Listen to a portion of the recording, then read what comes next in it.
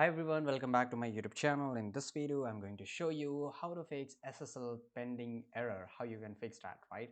So to do that, you have only one solution where you have purchased your domain, right? So there are only two ways where you can purchase your domain. That is, first one is from third party, which is GoDaddy, Namecheap, or whatever from where, right? You have to contact their customer support, right? But if you have purchased from Shopify, even though if you haven't, you can just follow this instruction. So go to the Shopify, just go to new tab and type here Shopify Help Center. Don't use this one, right? Because it's not going to help you.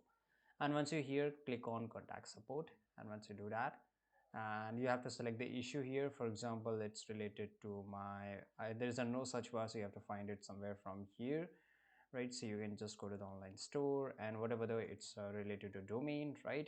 And connect a third party domain, right?